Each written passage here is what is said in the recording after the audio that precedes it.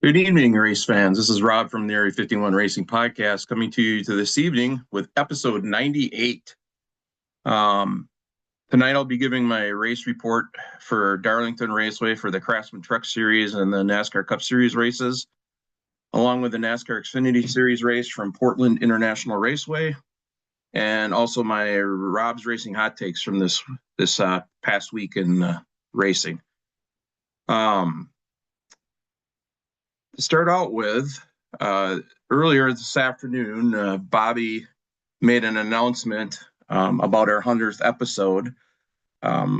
Things have been worked out thanks to Mark Nelson and Spartan Waste, Mark Mullen also at Spartan Waste. The 100th episode is going to be live at the Hub City Spartanburgers Stadium on Monday, September 15th from 4 p.m. to 5:30 p.m. Eastern Standard Time. So there's limited room for this show. So we're asking anybody that wants to attend live to RSVP to Bobby, let him know how many people are coming, and we're going to be giving away some giveaway stuff, some pretty cool stuff. So if you're in the area and would like to come attend, RSVP to Bobby. Tomorrow morning, tomorrow at some point, Bobby will be making an announcement of our two guests that are going to be there that we're going to talk with during our 100th episode. In addition to obviously other guests that have made this podcast possible along the way. We're going to be talking with them as well, but these are two main guests that we're looking forward to. Extremely happy and pumped that they're going to be on the podcast.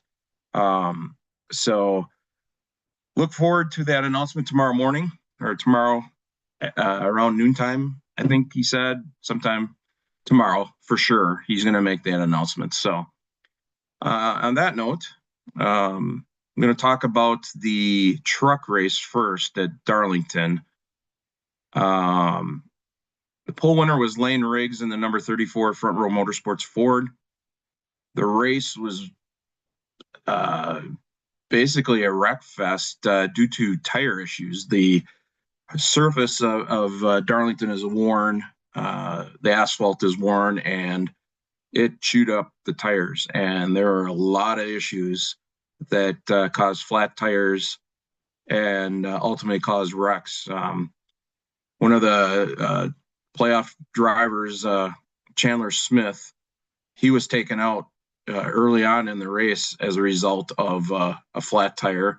And then also Lane Riggs, the pole sitter, he had a tire issue as well that took him out of contention from winning the race. So it was a decent race. Corey Heim, driver of the number 11 Tricon Garage Toyota.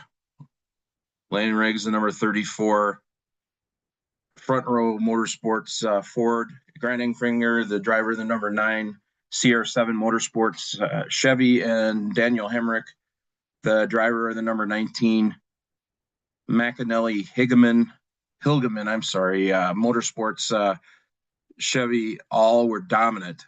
And shout out to Hemrick and his team.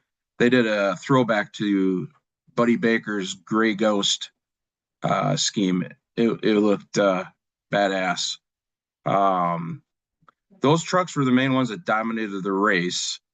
Then, like I said, Riggs had a tire issue that prevented him from actually winning the race. I mean, he had a pretty fast truck, but ultimately Corey Heim, it was Heim time again, and he just dominated the race. He has led laps in every truck race this season, which is the 19 races so far. He's the first driver in Truck Series history to do this.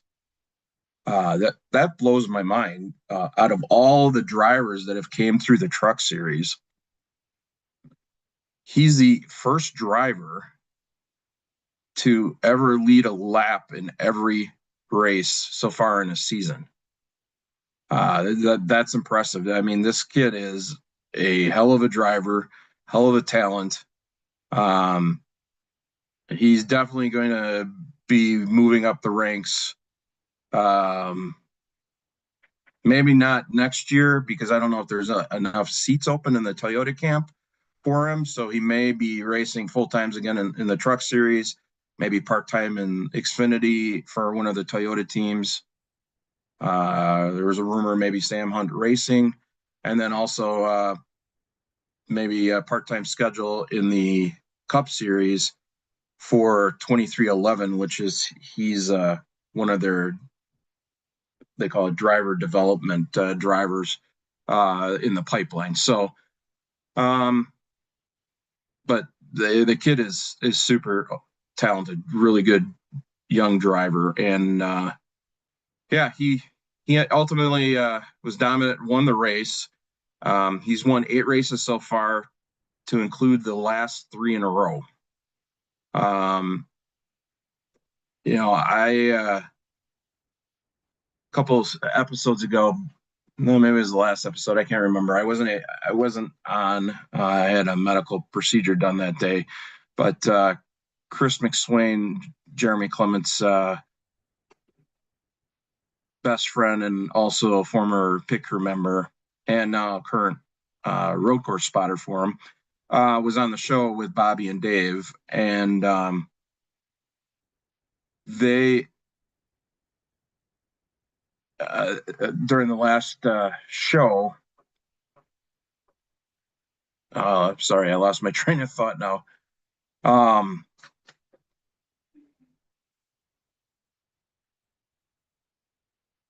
Yeah, I'm sorry. I just totally lost my train of thought. I was just going to say something about the last show that those guys talked about.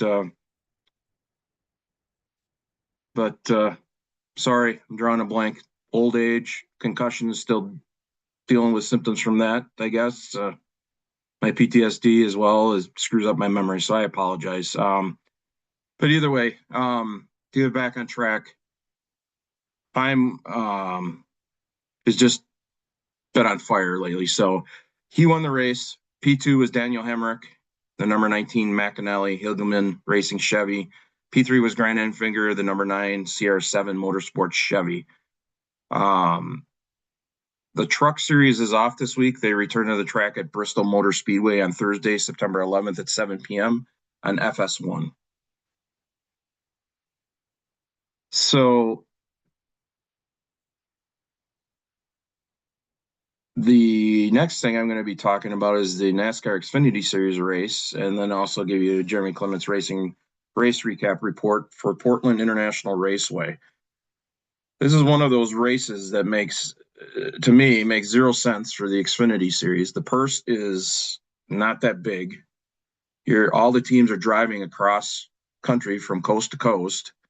And from my understanding from hearing from various Xfinity Series teams, that the cost of just the transportation to get the car, hauler, and the team to and from with lodging is more than what it would cost the winner of the race would get for their portion of the purse. I get it. NASCAR wants a footprint in the northwestern part of the United States. And don't get me wrong, it's a cool track. It was a good race. It's just logistically, it just doesn't make sense for especially the Xfinity Series teams to do a standalone event there. That's a lot to ask of those teams. So, but either way, get on with the race. Qualifying was on Saturday. The pole winner was Connor Zilich, driver of number 88 Junior Motorsports Chevy. Another phenomenal young driver that has got a bright future ahead of him. He was already named as the replacement driver for Daniel Suarez at Trackhouse Racing. Yet to be announced if he's going to be in the 99 car or a different numbered car next year, but he's going to be going Cup Series racing. Just an amazing young man. He dominated the race. He led 70 of the 78 laps. And he, as a result of leading 18 laps, the first 18 laps of the race, he passed road course ringer Ron Fellows and then NASCAR great Kyle Busch to move into fifth place all time on the those to lead the most laps on a road course in the Xfinity Series history. I mean, this kid, it's his first year full time in the Xfinity Series, and he already has passed these legendary drivers to be fifth all time on this list for most laps led on a road course. It just blows my mind. Another good young driver, like I said, like Heim, Zilich is another one. Jeremy Clements qualified P25. He at the end of stage one, he was P19, and at stage two, P24, and at the end of the race, he was P17. I watched the race. There was no scanner traffic because it was a standalone race, so I couldn't listen to if his car was tight, loose, whatever. But I can tell you this, the race, it was a lot of bumper cars, and a lot of the cars were used and abused and looked like they were racing at Martinsville based on the amount of damage done to the cars. The biggest place that there was a lot of contact was in turns 1, 2, and 3, which is, they call it the A frame or A of the track. And basically it looks like an A. It's it's like a, I don't know, it's a pretty sharp angle. And then you got like a 45 angle coming back down and then back to a straightaway. So it was set up, if you missed that, you shot through the corner, instead of stopping in the runoff area and then starting for your penalty, they put some barriers in so you would have to do a chicane to weave through. And I'll get to it in towards the end of my report, and that's one of my hot takes, that Connor Zilich took advantage of it, and some other teams in the Xfinity Series also took advantage of the chicane in the runoff area for the penalty for blowing the corner. So, but yeah, I great finish for Jeremy Clements, P17 on the road course. He was qualified P25. I know in practice he was like in the low to mid 30s for his time. So it's a great improvement. Great job. I mean, at one point he was at least up to P15, I remember, maybe a little higher. But yeah, this area of the track, turns 1, 2, and 3, so many cars were wiped out there because people were dive bombing, or just, if you're underneath, they were just using the outside four wheels of the other car to make the corner. It was crazy. But on that note, like I said before, the race was dominated by Connor Zilich. Swept the pole stages, had the fastest lap of the race, and then won the race. It was exciting towards the ending of the race with 7 laps to go. Zilich and Sawalich, driver of the number 18 Joe Gibbs Racing Toyota, made contact going into turn 1, causing Zilich to miss the corner. And Zilich did the chicane penalty. And at the time contact was made with him was Sawalich. He was in the lead. When he came out, Austin Hill, who was behind him, the driver of the number 21 RCR Chevy, took the lead. The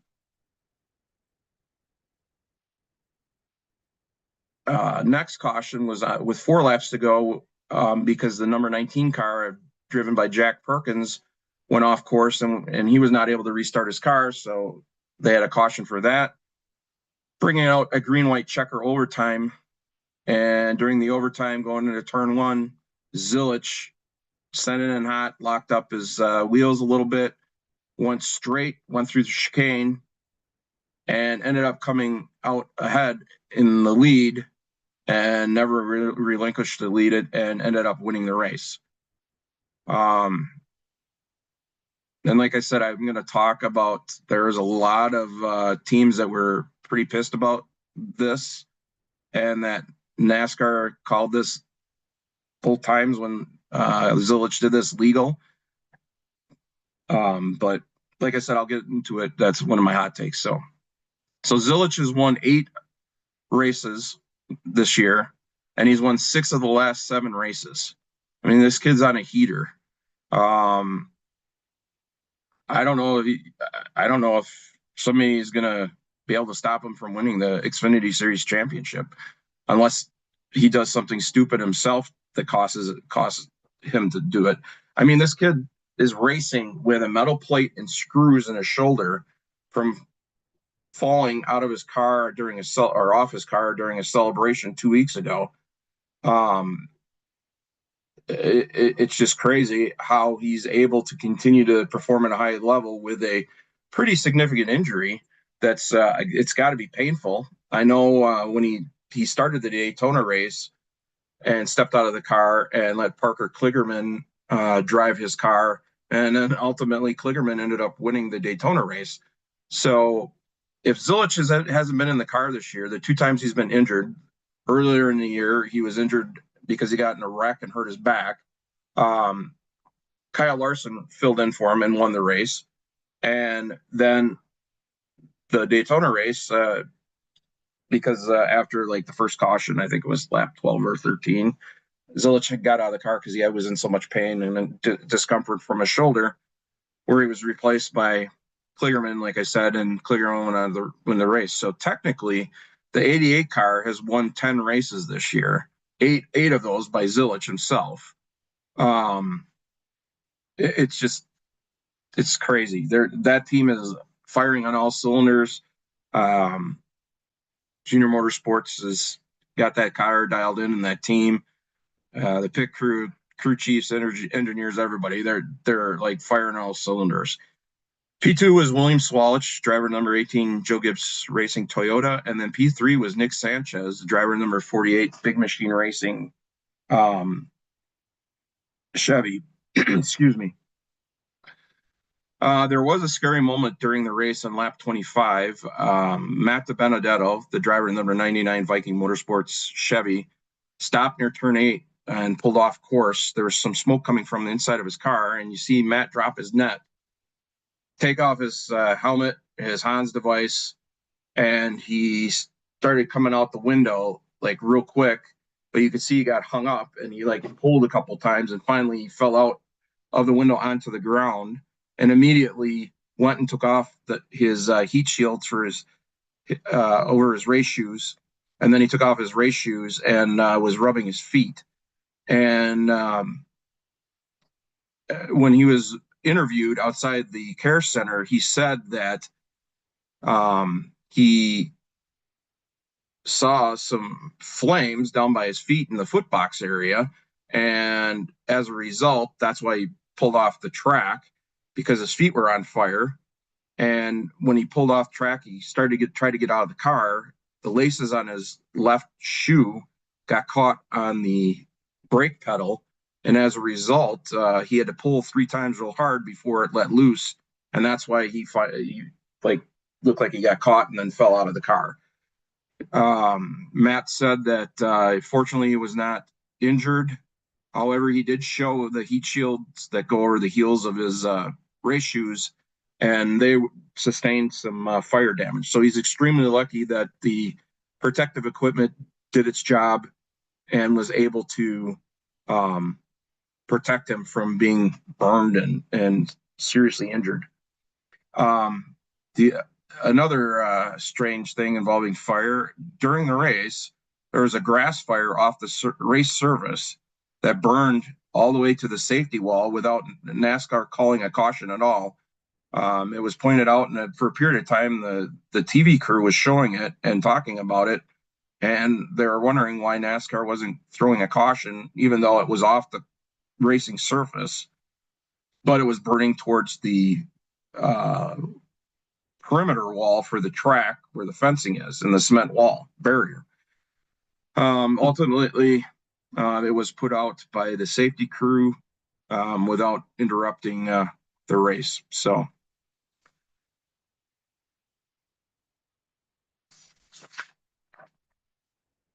the next NASCAR Xfinity Series race is at Worldwide Technology Raceway this Saturday, September 6th at 6:30 p.m. Central Standard Time on the CW. The Cup Series race, I watched a little bit of it. It was, your typical intermediate track, short track, whatever you want to call Darlington race. It just dirty air with this current gen Cup car. The racing sucks because they can't pass. And everybody's so equal as a result of that, it's basically just riding around. The only time you're able to make some passes is on restarts or on pit stops. So, but I don't think it would have mattered anyways with this race. From what I watched, Chase Briscoe, the driver in the 19 Joe Gibbs Racing Toyota, he had the fastest car on track and was dominant. He swept everything. Both stages, won the race, had the fastest lap. The only thing he didn't sweep from the weekend for the Cup Series was the pole. That went to Denny Hamlin, the driver number 11 Joe Gibbs Racing Toyota. Briscoe, like I said, won. Tyler Reddick from 2311, driver number 45 Toyota, was P2. And then P3 and 4 are the drivers of Legacy Motor Club. It was great to see Eric Jones, driver number 43 Toyota, and John Hunter Nemechek, driver number 42 Toyota for Legacy Motor Club, to get really good runs. Jones finished P3, John Hunter Nemechek finished P4. And then at P5 was AJ Allmendinger, driver number 16 Kaulig Racing Chevy. That's a great finish for AJ. Ovals really aren't his forte or his strength. Obviously, road course racing is. Super speedway racing, he's decent at as well. But the shorter tracks, intermediate tracks aren't really his forte. But that was one hell of a good run by Jones, John Hunter Nemechek, and Allmendinger. So it was good to see. The next Cup race is at Worldwide Technology Raceway on Sunday, September 7th at 2 p.m. Central Standard Time on USA Network. I'll get into my hot takes. So, like I said before, this turn 1, 2, and 3 at Portland International Raceway, the A or the A frame they were calling it, or whatever. NASCAR put, it looks like an A, and then inside they put these little rectangular barriers in like a offset pattern. So the car would have to drive through it, zigzag through it, to slow it down, to instead of doing the stop and go penalty. So Zilich, both times at the end of the race, the first time it was because of contact from Swalich, and Zilich actually had a tire rub from that one. Blew through it, went through that, and ended up almost coming back out to the lead. But as a result of going through penalty chicane, Hill got the lead. But then on the restart with 4 to go for the green light checker, Zilich just went in hot, locked up the front wheel, let it go, and then slipped through the penalty chicane and came out way ahead from the leaders. And NASCAR deemed both times that what Zilich did was legal. And I find it interesting. Denny Hamlin on his Actions Detrimental podcast said that he had heard Xfinity teams were practicing missing turn 1 and doing the penalty chicane because it was faster and safer for them to stay out of the mess in turn 2, which was at the apex of the A, where all the cars were banging into each other and getting knocked off course or spinning or whatever. And I, I have to agree, and I don't blame Connor Zilisch because he did exactly what NASCAR said he had to do, and he was able to do it effectively and efficiently, where he was able to maintain enough speed to get the lead back. Do I think there would have been a difference if it would have been a stop and go? I honestly don't know, because cars had to slow down so much in the apex of that turn in the turn 2, because everybody was going 3-4 wide, and dive bombing in, pushing everybody up the track or whatever. It was just like a freaking bumper cars, or watching cattle trying to go from a pen into one lane chute to go to a barn or something. And it was crazy. It was like a funnel. Everybody tried to get into one spot, and it was just not working. And the teams were blaming Connor Zilisch for intentionally doing it. But he cooked his brakes the second time. You could in the replay, you can see his wheel locks up and it smokes. First time he got punted by Sawalich, so both times, I mean, he did what he had to do. If it was the second one was intentional, I mean, he made it look not intentional. So again, I don't think what he did was illegal in and of itself, because he followed what the rules NASCAR had set forth. But a lot of teams are saying, hey, that was the faster way. And obviously, Denny Hamlin, if he heard that Xfinity teams were actually practicing missing that corner for that reason, because it was safer staying out of the hornet's nest in the turn 2 apex and going through the penalty chicane, that you're saving time still, then NASCAR should have probably looked at that while practice was going on and seeing why all these teams were missing the corner, or practicing going through the chicane penalty area. So it's not going to be an issue, at least next year, because they're not going back to Portland. But I can see in the future at another road course, if they decide to do this in like the bus stop area at the Roval, or in like another area on track at the Roval, instead of doing the stop and park and go penalty, that they do something like this.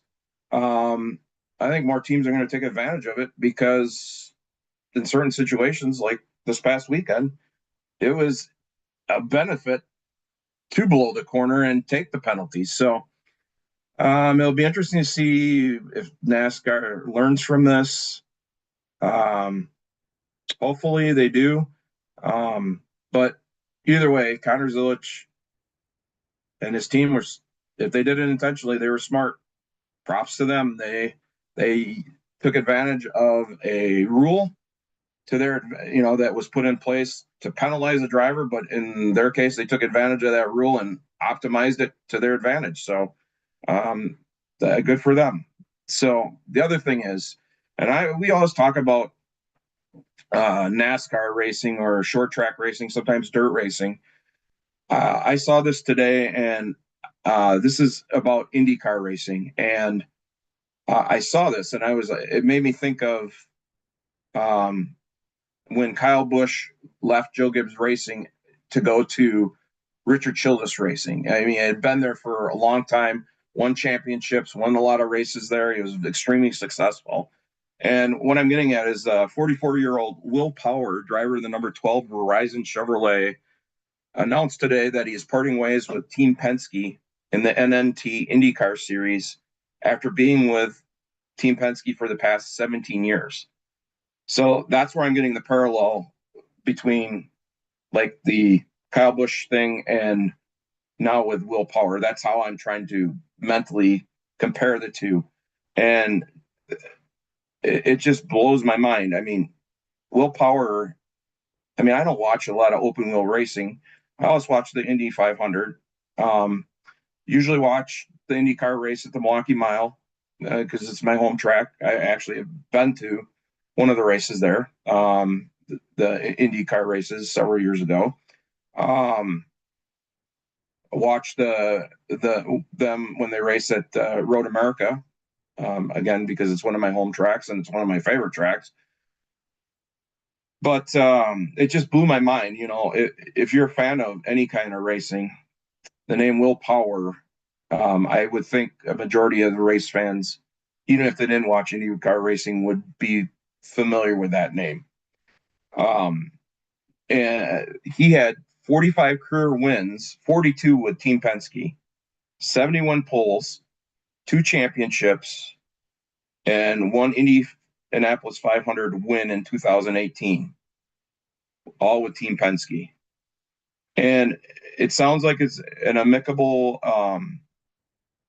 parting of the, between Power and Team Penske. Roger Penske, the owner, thanked him for everything he did for his organization and, that type of stuff. So, and wished him well in his future endeavors. And the question is, where will Will Power go next? Like I said, I'm not real big into the IndyCar open wheel stuff, but you would think, even though he's 44 years old and has been racing for over 17 years in the series, he's been extremely successful. You would think one of the bigger teams would find a way to get a seat for him in the car. Yeah, I mean, maybe not. I don't know, but there was I did a little research on this, and Will Power this past year had one win. It was at Portland, and he finished P9 overall in the driver's standing. So he got a win this year, but it wasn't like a great year for him. So, but he's won at least one race in 16 of the past 17 seasons. So you would think he would be on every team's radar and say, hey, this guy is a good racer. We should try to get him on our team. And like I said, was saying, I did some research, and back in August, I saw that in an interview, Power said he is not retiring from racing, and that he thinks he can race another 5 years in the series and be competitive. So, on that note, it also sounded like he was not going to go to F1 either to race. So, I'm guessing he has something in the works. Maybe not. I don't know. Like I said, I'm not real up on the IndyCar stuff. So, but I thought that it was of interest. And then like the comparable to like Kyle Busch leaving Joe Gibbs Racing after being there for so many years and being successful. I sort of saw the parallels, and I was like, yeah, hopefully, he has more success than Kyle has, unfortunately, with RCR. I mean, the first year at RCR, Kyle got, I think, 2 or 3 wins, if I remember right, but he hasn't had any success really since then. He hasn't had any wins. So that RCR is actually struggling. I mean, they did get a win by Austin Dillon earlier this year. So, but other than that, yeah, they really haven't had a lot of success. So, but my last hot take, it has to do with the Cars Tour. There's been a lot of talk about the Cars Tour is the new series, developmental driver series for drivers that want to move up the ladder to NASCAR instead of the ARCA series. And there's been some blame on NASCAR for dumping the ARCA series, not putting a lot of money into it, and not paying attention to those drivers. There's been some drivers from other series bashing drivers in the ARCA series and that type of stuff. And so that leads me into one thing I wanted to address real quick. So one thing I was told when I became a part of a race team is you don't want to shit on your competitors or the tracks you race at or in the series you race in. And the reason being is you want the sport to continue and grow. You don't want to bash or badmouth your competitors or the track you're racing at or the series you're racing in. You can give some constructive criticism, but you don't just go attack and make accusations and that type of stuff. And, one of the car series tour drivers, Landon Huffman, made a comment about Alex Clubb, driver of the 03 car in the ARCA Menard series. Alex is a friend of ours. He's been on our podcast. We're actually sponsoring his race car at the last ARCA race at Toledo Speedway in October. But Landon Huffman, it was basically somebody posted a picture from Madison International Speedway here in Wisconsin from the ARCA race. And Alex has two cars. He has the 03 car and the number 86 car. And they had a picture of the number 86 car qualifying, and it wasn't going that fast. And people were like just being ruthless. And Landon Huffman, for some reason, I like him. He's a good driver. But he got involved in something that he shouldn't have, in my opinion. And he said, basically, my wife could drive faster than that driver, and she's never been in a race car or whatever, something along those lines. And then it blew up into a pissing match between Landon Huffman and Alex Clubb. Alex saying, "Hey, okay, put her in my car, let's go." And Landon ultimately apologized and just said, "That's not what I meant. I'm sorry." Basically, I'm just summarizing basically what it was, but that's the type of stuff I'm talking about. Alex Clubb is a true grassroots racer.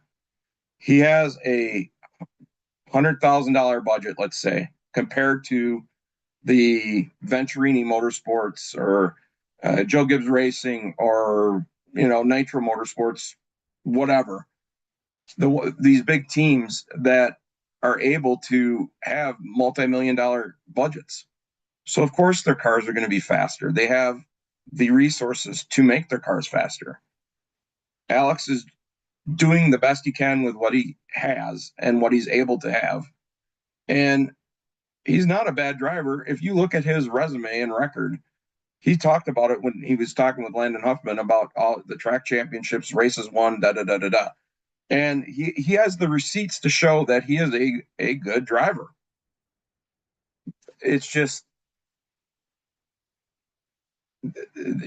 like you don't like shit on another competitor without knowing the full story behind it. First off, he attacked Alex, and it wasn't even Alex in the car. It was another driver that was driving his 86 car.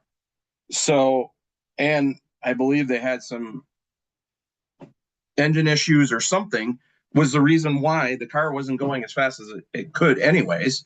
So it just,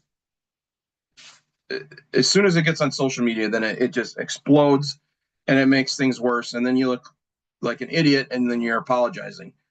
And, I feel bad for Alex because of it.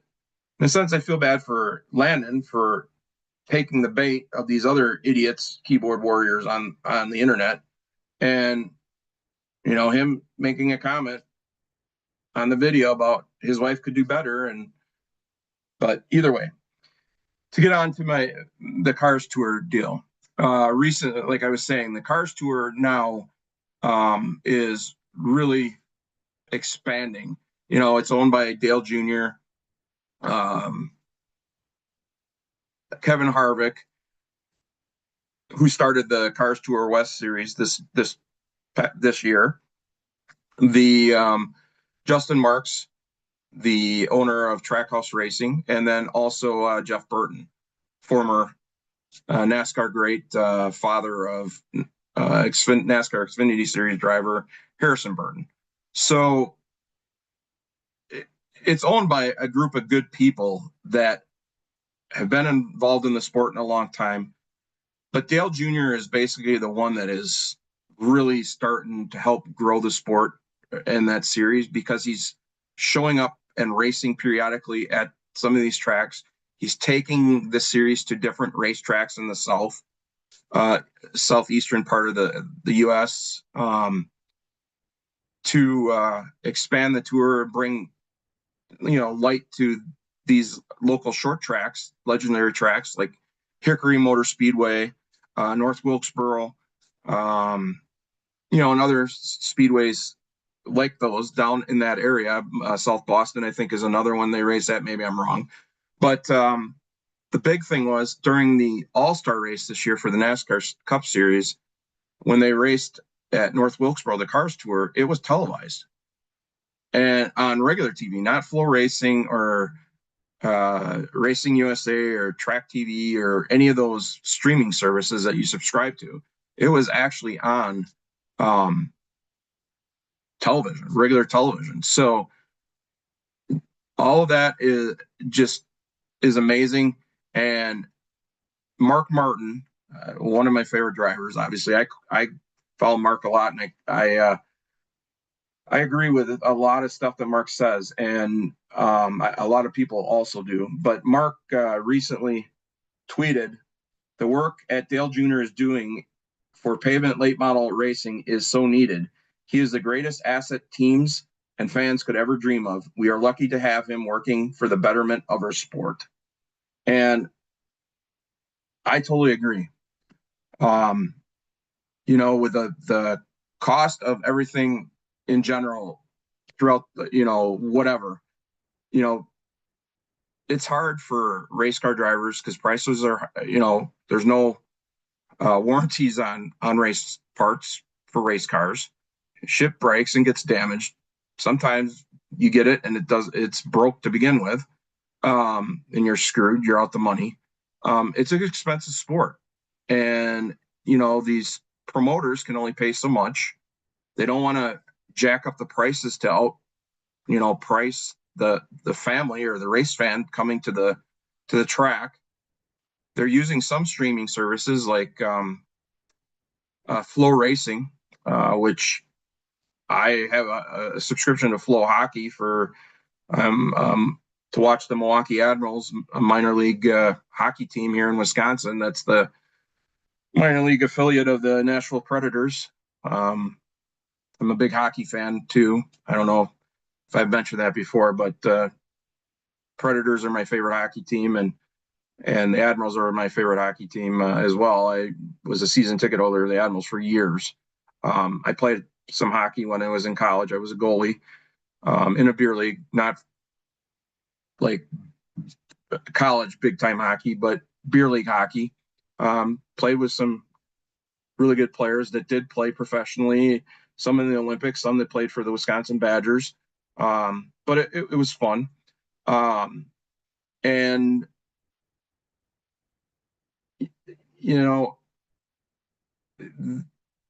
the streaming services have also helped bring some revenue to the tracks by if people live far away, they're still able to watch the race, and then some of the proceeds from the subscription or the viewership is brought to the track. So that has been one thing that has helped with race promoters and race tracks. So the big thing is the balance between making the racers happy, making the fans happy, and at the same time helping the promoters be able to maintain their racetracks and keep their track in business. So Dale Jr. is the leading person in the sport, like Mark Martin said. I agree.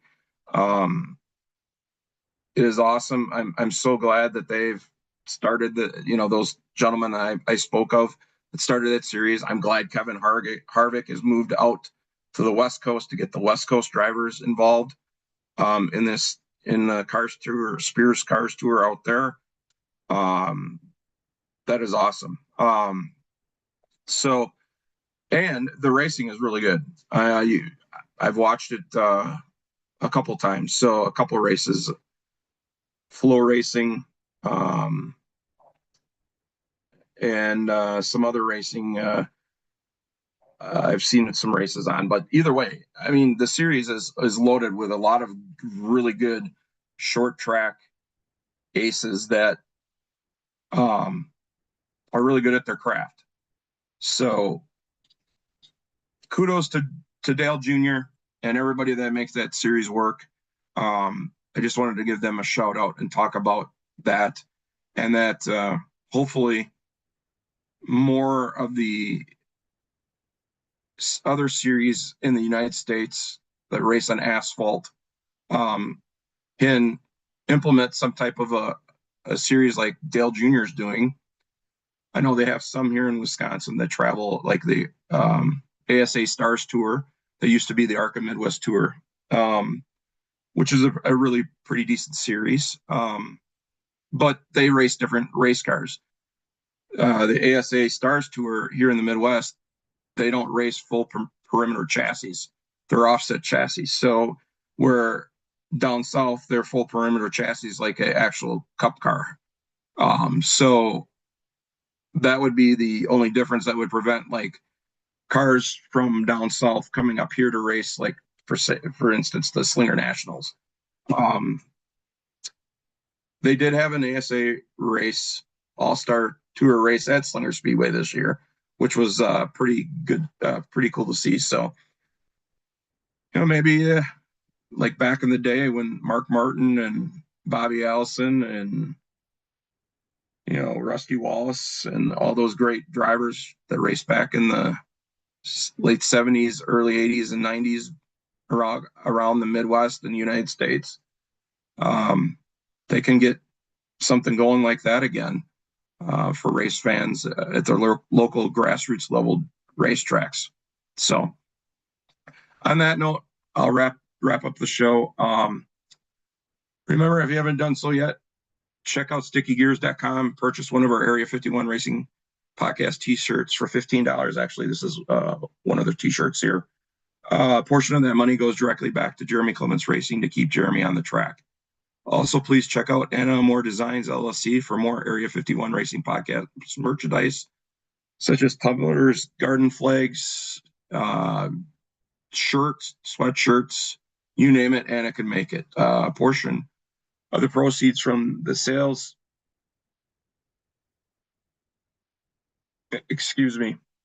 keep this podcast on the air. Our 51 Racing Podcast stickers are for sale. The big ones are $8. Smaller ones are 3-inch in size, and they're $4 each. If you are interested, contact Bobby.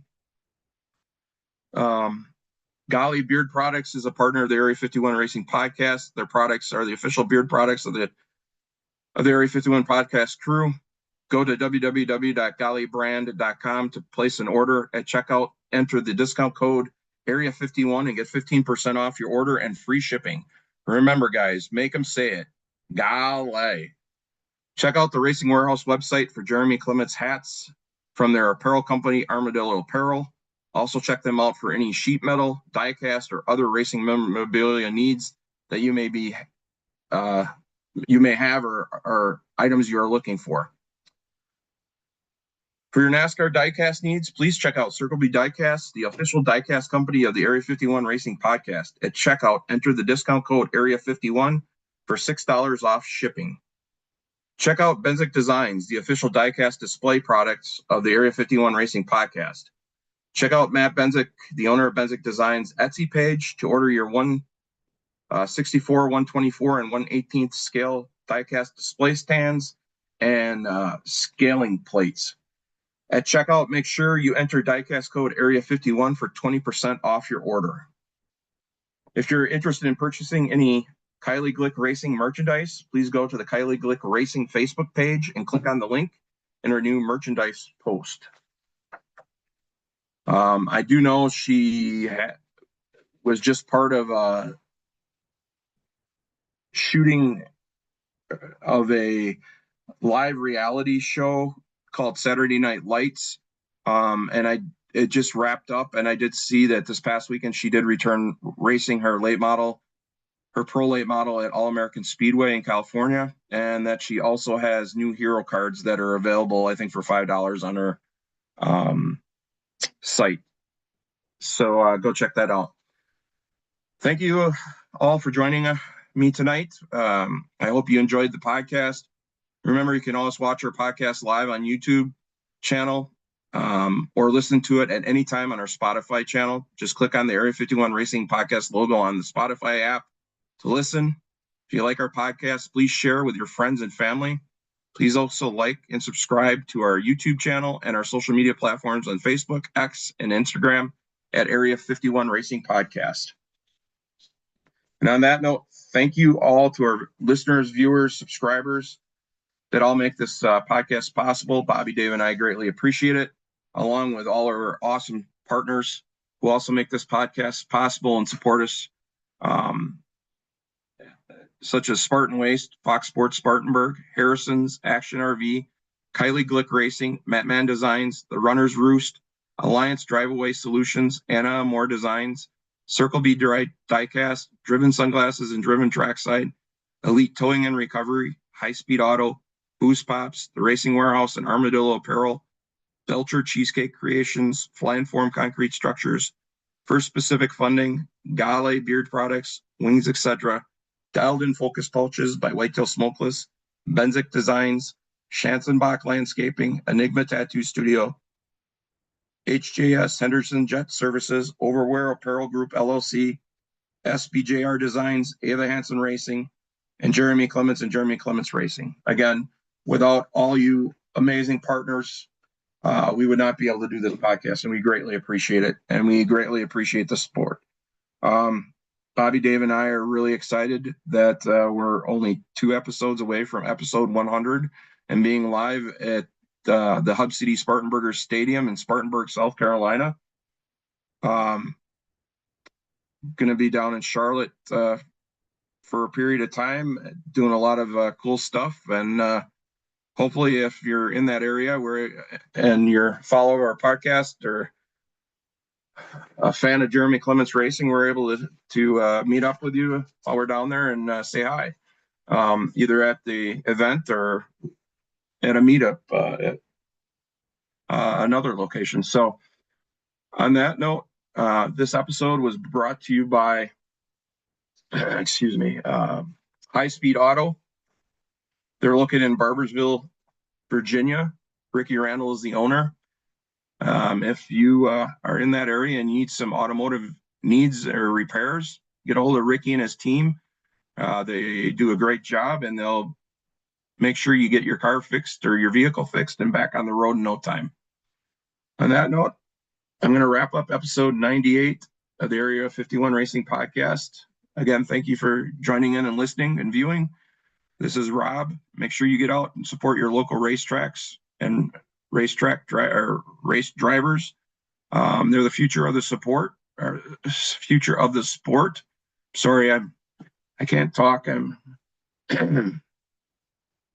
getting a little jumbled, I guess, here at the end. Been talking for too long, so I apologize. But yeah, get out and support your local racetracks and drivers.